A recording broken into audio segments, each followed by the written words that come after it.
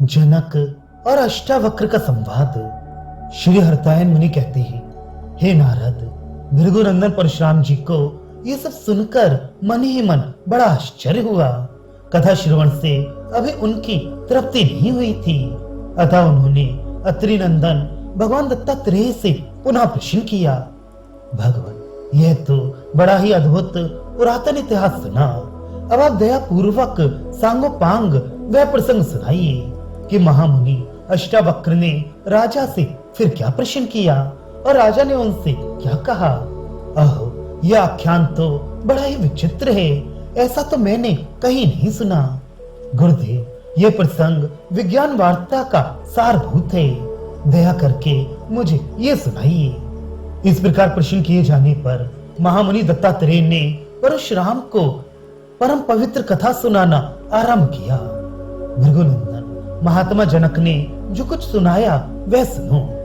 तपस्विनी के चले जाने पर मुनिपुत्र अष्टावक्र अनेकों ब्राह्मणों को साथ ले नृपश्रेष्ठ जनक के पास आए और तपस्विनी ने जो परम पुरुषार्थ संबंधी प्रसंग संक्षेप से कहा था उसी के विषय में प्रश्न किया।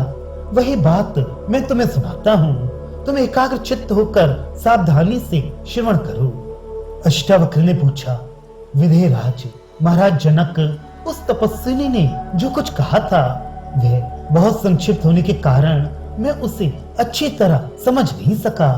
दयानिधे, ये बात समझा कर कहिए कि मैं उस अज्ञेय तत्व को कैसे जान सकता हूँ। इस प्रकार पूछे जाने पर जनक ने कुछ विस्मित होकर कहा, मुनिपुत्र, अब मैं जो बात कहता हूँ उसे सुनो। वह पद ना तो सर्वथा अज्ञेय है और ना सभी प्रकार ज्ञेय ही है। यदि वह सर्वथा अज्ञेय ही होता तो बताओ गुरुदेव क्या बतलाते। उस तत्व का ज्ञान तो गुरुदेव ही कराते हैं, इसलिए सबसे पहले उनकी शरण में जाना चाहिए। उस पद को जानना अत्यंत सरल भी है और कठिन भी। जिसकी दृष्टि लौट गई है, अर्थात बाह्य विषयों से विमुख होकर अंतर्मुख हो गई है, उसके लिए वह सरल है, और जो बहिर्मुख दृष्टि वाला ही रहता है उसके लिए उसका ज्ञान अत्यंत कठिन है। वास्तव में तो वह पद एकदम अनिर्वचनीय और सर्वथा अज्ञेय भी है, तथापि किसी प्रकार अन्य रूप से उसका निरूपण भी किया जाता है और उसे जान भी सकते हैं। तुम यहाँ जो जो दृश्य देखते हो उस घटपट आदि दृश्य में ज्ञान सामान्य रूप से वह तत्व ही ज्ञेय कहा जाता है। तुम्हें जो कुछ भासता है उस पर शुद्ध बुद्धि से विचार करो। जो भाष्य पदार्थ से रहित भान शक्ति है वही तो संपूर्ण भान की आश्रय है। मुनिपुत्र, वही वह परम तत्व है, ऐसा तुम जानो। जो ज्ञेय पदार्थ है वही ज्ञान नहीं हो सकता, क्योंकि वह स्वयं प्रकाशित नहीं होता। ज्ञान जिससे कि ज्ञेय जाना जाता है ज्ञेय से भिन्न है। ज्ञेय स्वतः कभी नहीं जाना चाहता, वह भिन्न भिन्न रूपों वाला होता है और निश्चय ज्ञान के द्वारा ही जाना जाता है। ज्ञेय पदार्थों के रूप भेदों से ज्ञान में कभी भेद नहीं होता। भेद तो ज्ञेय पदार्थों का ही धर्म है, वे ज्ञान को कभी स्पर्श नहीं करता, क्योंकि आकार का भेद ज्ञेय पदार्थों में ही भासता है। अतः तुम ज्ञेय वर्ग को अलग करके शुद्ध बुद्धि के द्वारा आकार शून्य ज्ञान का साक्षात्कार कर लो। जिस प्रकार दर्पण बिंब के आकार को प्रतिबिंब रूप से स्वीकार कर लेता है, उसी प्रकार ये शुद्ध चेतन दृश्य के आकारों को स्वीकार करके अनेक रूपता को प्राप्त हो जाता है। इस प्रकार ज्ञेय पदार्थों के निषेध पूर्वक इस चेतन तत्व को जाना जा सकता है। संपूर्ण जगत का आधारभूत वह चेतन स्वभाव से ज्ञेय नहीं है, क्योंकि ये चेतन ज्ञाता का स्वरूप है, इसलिए यह ज्ञान का विषय नहीं होता। अष्टावक्र, तुम अपने ऐसे स्वरूप का स्पष्टतया विचार करो। तुम ना शरीर हो, ना प्राण हो और ना मन ही हो, क्योंकि ये सब अस्थिर हैं। शरीर तो वात पित्त आदि धातुओं का समूह है, वह तुम्हारा स्वरूप कैसे हो सकता है। इसके सिवा जब अन्य विषयों का भास होता है तब देह में अहम बुद्धि नहीं रहती। इसी प्रकार अहम बुद्धि से शून्य होने के कारण प्राण और मन भी आत्मा नहीं है। यह पराचिति किसी भी समय अहम बुद्धि को त्याग कर नहीं रहती, इसलिए ये सभी को जानने वाली है। अष्टावक्र, तुम दृष्टि को अंतर्मुख करके तत्वतः अपने को शुद्ध चिति रूप ही देखो। जो उत्तम बुद्धि वाले जिज्ञासु होते हैं वे तो उपदेश के समय ही अपने स्वरूप को लख लेते हैं। यह दृष्टि इन नेत्र गोलकों को नहीं अपितु मानस नेत्रों के लिए कहा गया है। जिसके द्वारा जीव सपनों में देखता है वही नेत्र मुख्य कहा जाता है। उस मानस नेत्र को उलटना अर्थात अंतर्मुख करना क्या है यह भी बतलाया जाता है, क्योंकि उसे अंतर्मुख किए बिना कोई कुछ भी नहीं देख सकता।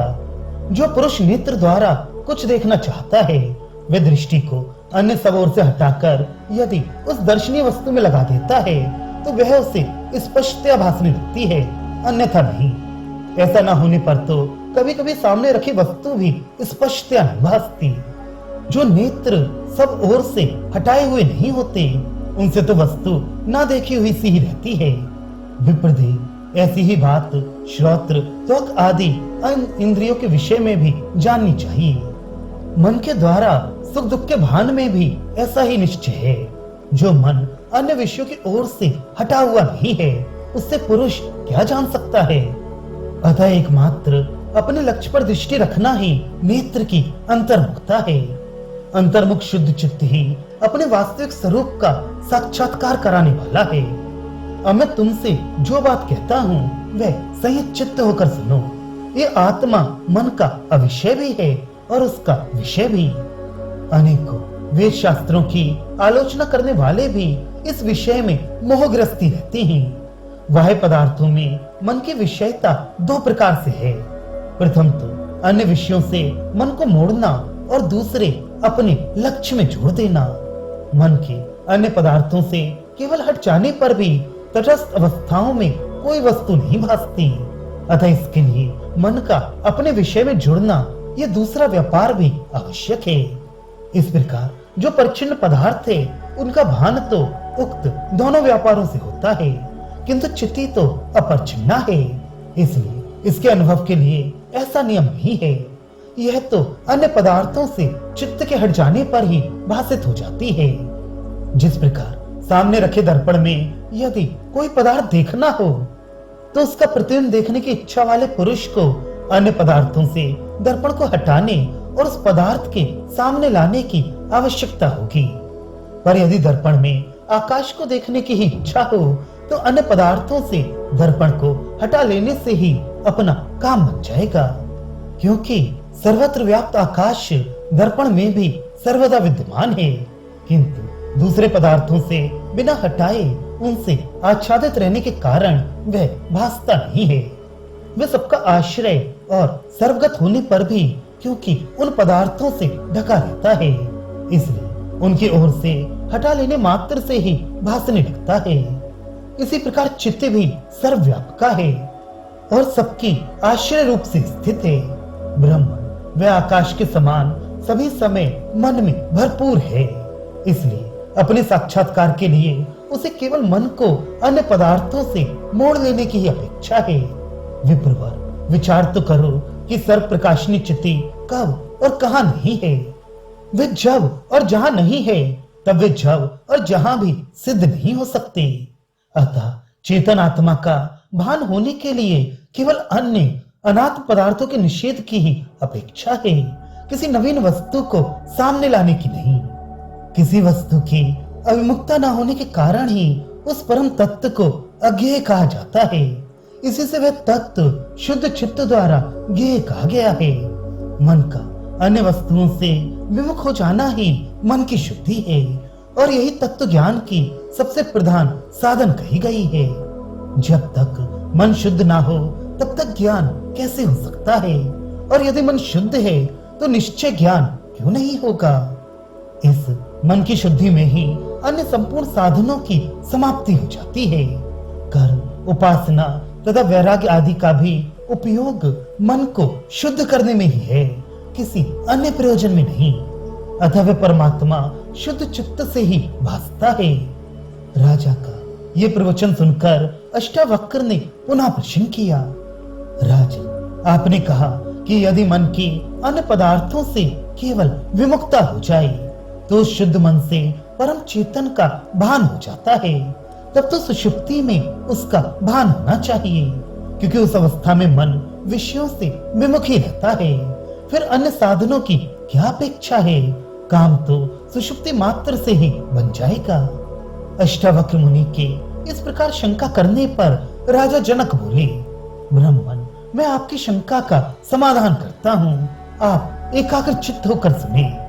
ये तो ठीक है कि सुषुप्ति में मन के विषयों से पूर्ण विमुक्ता हो जाती है, किंतु वह उस समय उसकी मना स्वरूपता भी तो लीन हो जाती है। फिर वह उसे किस प्रकार भाषित करेगा? यदि दर्पण पर काजल पोत दिया जाए तो अन्य प्रतिबिंबों की निवृत्ति हो जाने पर भी उससे आकाश का भान कभी नहीं हो सकता। इस प्रकार मन पर निंद्रा का लेप चढ़ जाने पर, अन्य विषयों से विमुक्ता हो जाने पर भी प्रकाश की योग्यता न रहने के कारण वह चित्ती को कभी भाषित नहीं कर सकता। यदि ऐसा ना होता तो ढेले और भीत आदि को भी चित्ती का भान क्यों नहीं हो जाता? अतः योग्य और शुद्ध मन के द्वारा ही उसका भान होता है। इसी से तत्काल उत्पन्न हुए शिशु को भी कुछ नहीं भासता। तथापि एक बात कहता हूँ, सुनो, काजल पुते दर्पण में भी काजल का प्रतिबिंब तो रहता ही है, भले ही वह दिखाई ना दे, क्योंकि जो जिसका स्वभाव होता है उसकी निवृत्ति नहीं हो सकती। हाँ, काजल के संसर्ग के कारण वह दिख नहीं पड़ता। इसी प्रकार सुषुप्त अवस्था में मन निंद्रा से ही संश्लिष्ट रहता है। इसी से ये अलक्षित रूप से उसमें निंद्रा का प्रतिबिंब तो पड़ता ही है। अतः निंद्रा रूप अन्य विषय से विमुक्ता न होने के कारण वह उस चित्ती को भाषित नहीं कर सकता। इसी से जगे हुए व्यक्ति को निंद्रा की स्मृति होती है, तथा उस अवस्था में जिसका अनुभव होता है उस मूर्ता अज्ञान का भी स्मरण होता है। अमित में स्पष्टतया कहता हूँ, खूब सावधान होकर सुनो। मन की दो प्रकार की अवस्थाएं होती हैं, पहली प्रकाश अवस्था और दूसरी विमर्श अवस्था। मन का बाह्य विषयों की ओर से शांत संकल्पहीन हो जाना प्रकाश अवस्था है, और उनका अपने में संकल्प होना विमर्श कहा गया है। प्रकाश अवस्था निर्विकल्प होती है, क्योंकि उस समय वस्तुओं का भेद नहीं रहता, और वस्तुओं का भेद होने के कारण, शब्दों का भेद रहने के कारण विमर्श अवस्था सविकल्प है। ये ऐसा है, इस प्रकार के शब्द भेद से रहित और वस्तु तत्व का दर्शन कराने वाली ये प्रकाश अवस्था निर्विकल्प होती है, तथा वस्तु तत्व का दर्शन जिसके मूल में रहता है, और ये ऐसा है। इस प्रकार शब्द भेद में विचार रूप से जो भासती है वह विमर्श अवस्था सविकल्प होती है। विमर्श आंतर होता है, अर्थात मन पर जो बाह्य पदार्थों का प्रतिबिंब पड़ता है उसको आश्रय करके होता है। ये अभिनव और अन्य रूप से दो प्रकार का है। इनमें जो अभिनव आभास है वह प्रत्यक्ष अनुभव रूप कहा जाता है, तो अन्य जो स्मृति कहा जाता है अनुसंधानात्मक होता है। ये पहले अनुभव की हुई वस्तुओं के संस्कारों से होता है। इस प्रकार मन सर्वदा इन दो प्रकार की शक्तियों से युक्त रहता है। ये सुषुप्तावस्था प्रकाश अर्थात निर्विकल्प ज्ञान रूप होती है तथा चिरकाल तक रहती है, तथा जागृत अवस्था में विमर्श सविकल्प ज्ञान की अधिकता रहती है, इसलिए यह अमूढ़ अवस्था कहलाती है। क्योंकि सुषुप्ति में घनीभूत प्रकाश निर्विकल्प ज्ञान रहता है, इसलिए वह मूर्ता रूप है। इसी से प्रकाश की प्रचुरता रहने के कारण सभी विद्वानों ने दीपक आदि की सर्वथा मूर्ता ही निश्चय की है, अर्थात प्रकाशक होने पर भी निर्विकल्पता के कारण उन्हें जड़ ही माना जाता है। सृष्टि के समय जो सबसे पहला स्वरूप का संकोच अवभाषित हुआ उसका नाम है निद्रा। उसी को अव्यक्त या महाशून्य भी कहा जाता है। वह नास्ति अर्थात कुछ नहीं इस प्रतीति की सामान्य भूमि है, और सुषुप्ति में उसकी उपलब्धि होती है। जागृत अवस्था में वस्तुओं को देखने के समय भी मन ऐसा होता है, किंतु उसके पीछे दूसरे ही क्षण में अनेकों विकल्पों के प्रकट हो जाने से वह अवस्था लुप्त हो जाती है। किंतु सुषुप्त अवस्था में अव्यक्त शक्ति की घनीभूत निर्विकल्पता के कारण मन लीन रहता है, ऐसा विचारकों का निर्णय है। वास्तव में तो वस्तु को देखने के समय भी मन इसी प्रकार लीन रहता है। ब्रह्मा, सुनो, मैं अपने अनुभव के आधार पर यह रहस्य बताता हूँ। यहाँ अत्यंत सूक्ष्म विवेचन करने वाले विद्वान भी मूढ़ बन जाते हैं। निर्विकल्प समाधि, सुषुप्ति और वस्तु दर्शन, प्रकाश निविड़ता अर्थात घनीभूत निर्विकल्पता की दृष्टि से ये तीनों एक से ही हैं। किंतु व्यवहारिक लोगों को विमर्श का भेद होने के कारण इनमें भेद जान पड़ता है। इसमें निश्चित बात यह है कि इनका भेद भाष्य के भेद के कारण है, सतह नहीं।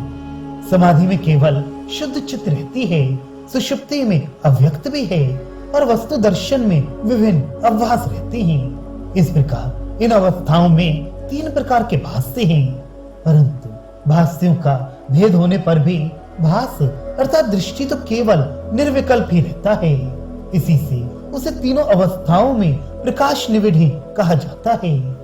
समाधि और सुषुप्ति दीर्घ काल तक रहती हैं, इसलिए पीछे सभी लोग उनकी स्पष्ट अनुभूति स्वीकार करते हैं। किंतु पदार्थ दर्शन अर्थात पदार्थ दर्शन की संधियों में रहने वाली निर्विकल्पता क्षणिक है, इसलिए उसका स्पष्ट परिचय नहीं होता। इसी प्रकार यदि समाधि और सुषुप्ति अवस्थाएं भी क्षणिक होती तो उनका भी परिचय नहीं हो सकता था। व्यवहार में कभी क्षणिक सुषुप्ति और समाधि भी हो जाती हैं, किंतु दीर्घ सुषुप्ति का परिचय रहने के कारण सूक्ष्मदर्शी क्षणिक सुषुप्ति को तो पहचान लेते हैं, पर समाधि का परिचय है नहीं। इसलिए वस्तु दर्शन के समय जो सूक्ष्म समाधि होती है वह पहचानी नहीं जाती। ब्रह्म, व्यवहार के समय भी सभी प्राणियों को सूक्ष्म समाधियां हुआ करती हैं, किंतु परिचय न होने के कारण वह जान नहीं पड़ती। जागृत अवस्था में जो विमर्श संकल्प शून्य स्थिति हो जाती है वह समाधि ही कही गई है। विमर्श का अभाव ही तो समाधि कहलाता है। अतः सुषुप्ति और वस्तु दर्शन के समय भी समाधि तो रहती ही है, किंतु ये मुख्य समाधि नहीं मानी जाती। इन अवस्थाओं में भेद का उल्लेख कराने वाले संस्कार छिपे रहते हैं, इसलिए इन्हें मुख्य समाधि नहीं माना जाता। जागृत अवस्था में जो पदार्थ दर्शन है वह भी अविमर्श रूपी है, तथापि मैं इसका स्पष्टतया वर्णन करता हूँ। मुनिपुत्र, आदर पूर्वक सुनो। सबसे पहले उत्पन्न हुआ जो अव्यक्त है वह नास्ति सामान्य रूप है, कुछ भी नहीं है। इस प्रकार उसका भान अत्यंत अभाव रूप ही है। इसी को सुषुप्ति कहा गया है। ये चेतन की जड़ शक्ति है, क्योंकि देखने के समय ये नास्ति अर्थात अभाव प्रतीत की भूमि है, इसलिए सुषुप्ति ही जड़ता ज्ञान युक्त मानी गई है। किंतु समाधि में भासने वाली जो चित्त है वह ब्रह्म रूपिणी है। वह देश काल की मर्यादा को भक्षण कर जाने वाली और नास्ति प्रतीति का भी नाश करने वाली है। अतः वह पूर्णतया सत्ता स्वरूपिणी देवी सुषुप्ति कैसे हो सकती है? इसलिए भला सुषुप्ति मात्र से कृतकृत्यता कैसे प्राप्त हो सकती है?